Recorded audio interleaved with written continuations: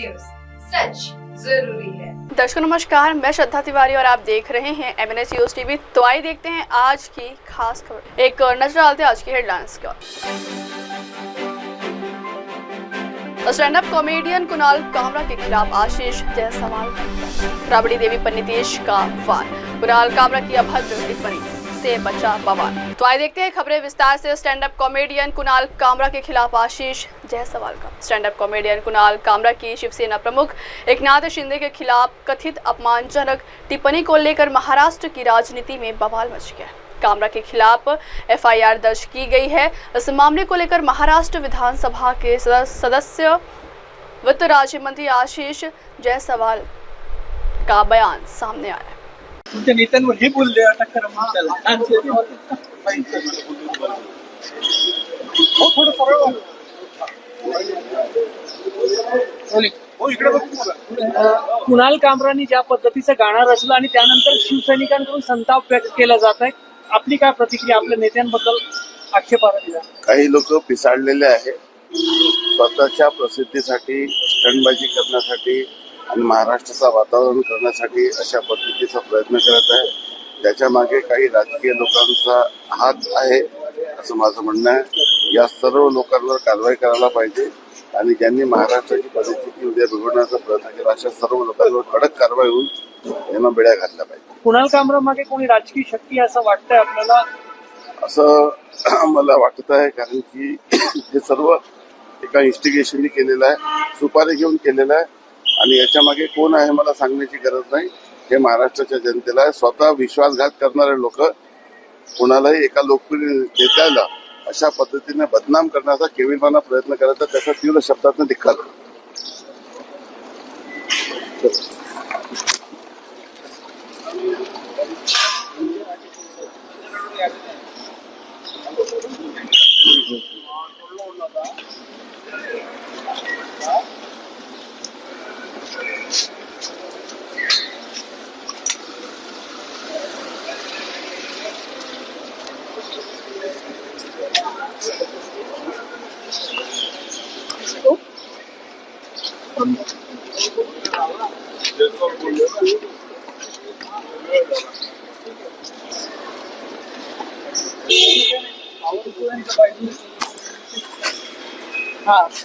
आणि की फोन करतो तुला परत तूच विचारून की दोन्ही मिळाले सेकंड असतो पहिला परिणाम घेतो.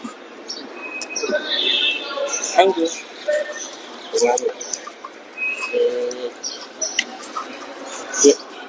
ते घ्यायला पाहिजे म्हणतो. काय म्हणते? नाही चांगलं तसं नाही. प्रत्येकाच्या थँक्यू आणि सॉरी म्हणायला कधी कमी पडायचं नाही. थँक्यू आणि सॉरी म्हणायला कमी पडायचं नाही. चुकलं तर खपटून झालं म्हणून चांगलं वाटलं थँक्यू बोलून जायचं. विषय मग आहे.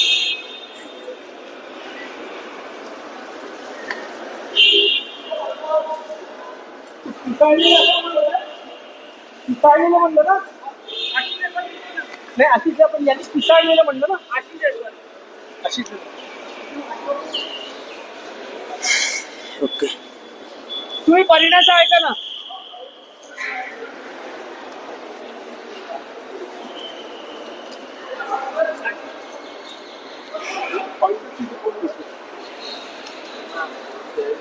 अगली खबर, राबड़ी देवी पर नीतीश का वार।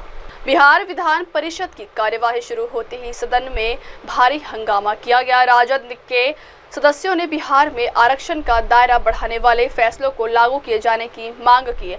राजद के MLC सदन में हंगामा कर रहे थे, तभी मुख्यमंत्री सदन में उठ खड़े हुए। नीतीश कुमार ने सदन में राजद के सदस्यों के हरे रंग की टी-शर्ट पहनकर आने पर निशाना साधा। मुख्यमंत्री राजद के सदस्यों को खड़ा कर उस पर लिखा स्लोगन पढ़ने लगे। तेजस्वी सरकार और BJP और NDA आरक्षण खोर वाला स्लोगन नीतीश कुमार ने सदन में पढ़ा।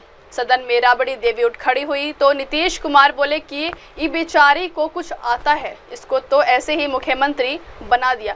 जब रिप्लेस हो रहे थे तो इसे ऐसे ही बना दिया। हंगामे के बाद राजद के सदस्यों ने विधान परिषद से वॉक आउट कर दिया गया।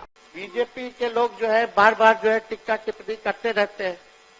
आप लोग तो कुछ लघुए बन करके रहिएगा, आप लोगों के पास तो कुछ चेहरा नहीं है। लटकने बन के रहिएगा। अटल जी का तो सपना आप लोग लायक नहीं है कि पूरा कर दे। अगर है तो एक बार कभी कभी अकेले अकेले लड़ लिया जाए चुनाव। हम भी अकेले लड़ रहे, देख लिया जाएगा कि किसमें किसका कितना जनाधार है, किसमें कितना दम है, जनता किसके साथ है। अगली खबर, कुणाल कामरा की अभद्र टिप्पणी से मचा बवाल। महाराष्ट्र के उप मुख्यमंत्री एकनाथ शिंदे पर स्टैंड अप कॉमेडियन कुणाल कामरा के तंज को लेकर राज्य का CIC पारा हाई है। महाराष्ट्र के डिप्टी CM एकनाथ शिंदे पर अभद्र टिप्पणी करना स्टैंड अप कॉमेडियन कुणाल कामरा को भारी पड़ गया है। वहीं अब महाराष्ट्र विधानसभा परिषद के पूर्व सदस्य परिणय फुके का बयान सामने आया है। स्टँड अप कॉमेडियन आहे कांबळा म्हणून त्यांनी मुख्यमंत्री एकनाथ शिंदे यांच्यावर टीका केलेली आहे गाण्याच्या माध्यमातून, काय सांगणार? या प्रकारचं काहीतरी विक्षिप्त करून काहीतरी राजकीय नेत्यांवर पुढाऱ्यांवर टीका करून आणि महाराष्ट्रातील किंवा देशातील प्रमुख नेत्यांवर टीका करून स्वतःला काहीतरी प्रसिद्धी मिळवण्याचा अनेक या प्रकारचे कॉमेडियन किंवा या प्रकारचे काही कलाकार करत असतात. निश्चितच या सगळ्यांवरती कारवाई झाली पाहिजे. आज जर आपण बघितलं एक कुठेतरी राजकीय क्षेत्रातील काम करणारे जितकेही पुढारी आहेत त्यांच्या विरोधात या प्रकारचं अनेक वक्तव्य होत असतं. काहीतरी आता या प्रकारचं फॅशन झाली आहे. निश्चितच कामरावरती कडक कारवाई करून त्यांना अटक केलं पाहिजे, त्यांच्यावर अडक कायद्याने कारवाई केली पाहिजे. सर, फहीम खानच्या घरावर आता NLCचं बुलडोझर जाणार आहे. कुठे नागपुरात योगी पॅटर्न तर नाही? निश्चितच फहीम सारखे जे दंगेखोर आहेत या लोकांवरती या प्रकारच्या कारवाई झाल्याच पाहिजे, कडक कारवाई झाल्या पाहिजे. आणखी त्याचे बाकी सगळ्या गोष्टी असतील ते बाहेर पडून या सगळ्या लोकांना चांगलं ठोकलं पाहिजे. त्यांनी गाणं टाकलं आणि यांनी ट्विट केलं.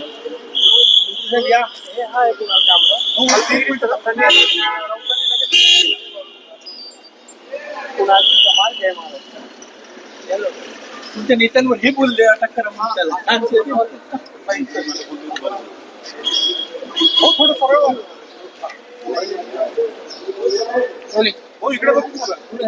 कुणाल कामरानी ज्या पद्धतीचं गाणं रचलं आणि त्यानंतर शिवसैनिकांकडून संताप व्यक्त केला जात आहे, आपली काय प्रतिक्रिया? आपल्या नेत्यांबद्दल आक्षेपार्ह दिला. काही लोक पिसाळलेले आहे, स्वतःच्या प्रसिद्धीसाठी स्टंटबाजी करण्यासाठी आणि महाराष्ट्राचं वातावरण करण्यासाठी अशा पद्धतीचा प्रयत्न करत आहे. त्याच्या मागे काही राजकीय लोकांचा हात आहे असं माझं म्हणणं आहे. या सर्व लोकांवर कारवाई करायला पाहिजे. अब वक्त हो चला दर्शकों, ब्रेक से लौटने के बाद देखिए देश और दुनिया की तमाम बड़ी खबरें। बने रहिए MNS न्यूज TV पर। नमस्कार। हाय हेलो नमस्कार, मैं हूं पंकज विष्णु और आप देख रहे हैं MNS न्यूज। आप देख रहे हैं MNS न्यूज, सच जरूर।